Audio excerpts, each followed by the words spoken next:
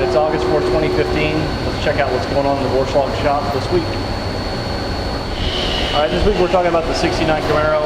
We've got the servos, power steering rack, woodward here. It's going to go in the front. There was a little Fox Mustang power steering rack in there before, but just wasn't appropriate for this build. So one thing you'll notice, we got the wheels and tires mocked up now. Ryan's got the suspension for the rear pretty much in place in the front as well.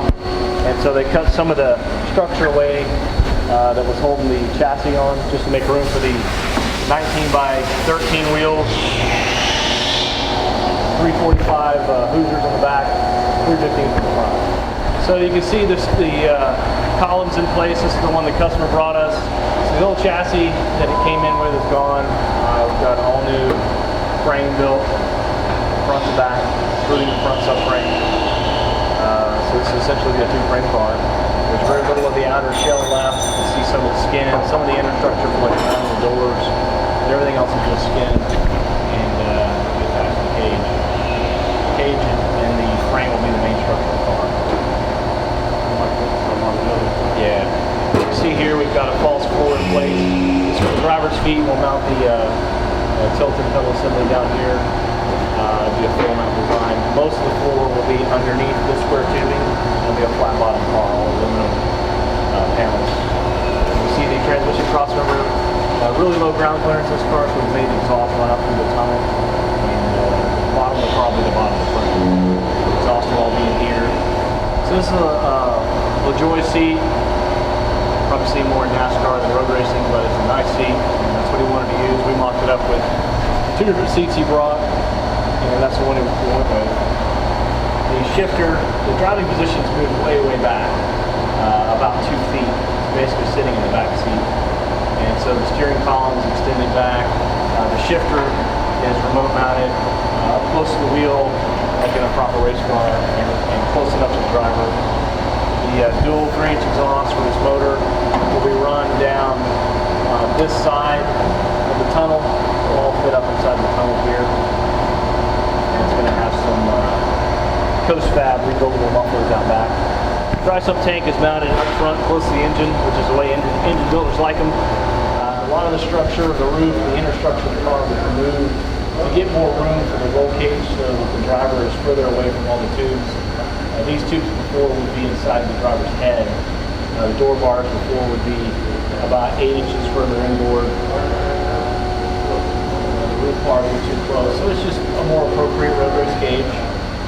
You see here the front roll bar down bars, roll cage down bars, follow the A-pillar and roof skin inside of where structure would normally be. Of course, the roll cage would more than replace that. So he had a lot of parts that we were hoping to use. The Speedway Engineering sway bar, of course, is too narrow. And these ends are really heavy steel. We'll get these in aluminum, and we'll get a slightly wider version of that same spline hollow adjustable sway bar. The C6 control arms and uprights were all done months ago. We're about 3 months into this project, and it's all a lot of little details down. But it's neat seeing the wheels and tires on the car for the first time today. Sheet metal is kind of mocked up in place. We got tons of hood clearance, dry sump pump on this side, plenty of room. Looks like it's a 3-stage pump. This is pro touring to the extreme. It's really going to be a track build, and this is just the appropriate way to do it. For this kind of grip level, what you got to do. So that's the 69 Camaro. We should have the form build thread for this. I've been writing it for the past couple weeks. And we'll start incrementally releasing information on the build up to date and as we finish it.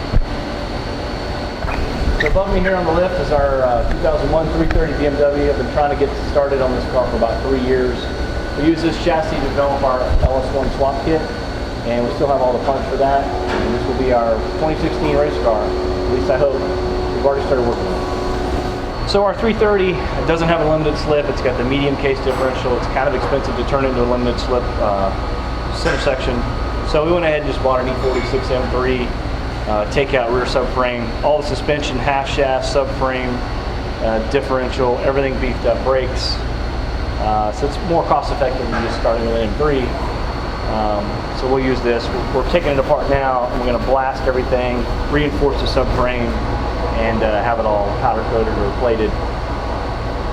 210 millimeter ring gear, really strong. That's what they put in the 5 and 7 series.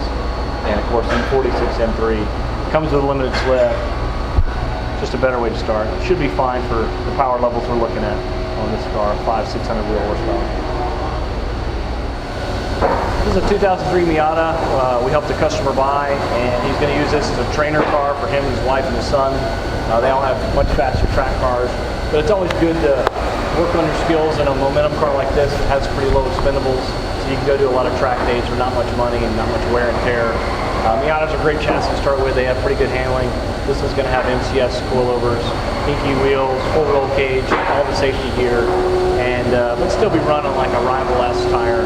So it'll be a lot of fun, but not super high grip levels, no power mods. We're doing some basic maintenance on it now, timing, belt service, water pump, those kind of things on this kind of mileage of a car. But yeah, it should be a nice little fun project when we're done. All right, our TTC Corvette has been dormant the past 3 months, waiting on the engine to be rebuilt. Very frustrating, but it's typical. Engine builders aren't known for their expediency most times. Basic rebuild, just because it was blowing smoke at our last event in March, and top of the cylinders were worn.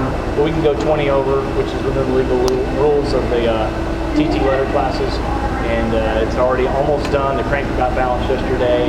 We should see it back in the next week or so, which will give us just a couple of weeks to get ready for NASA Nationals East. It's going to be tight, but we got to get a test day in before we go to haul 17 hours of VIR and with an unproven car. So hopefully, fingers crossed, parts get here, the test goes well, and we'll make it to Nationals.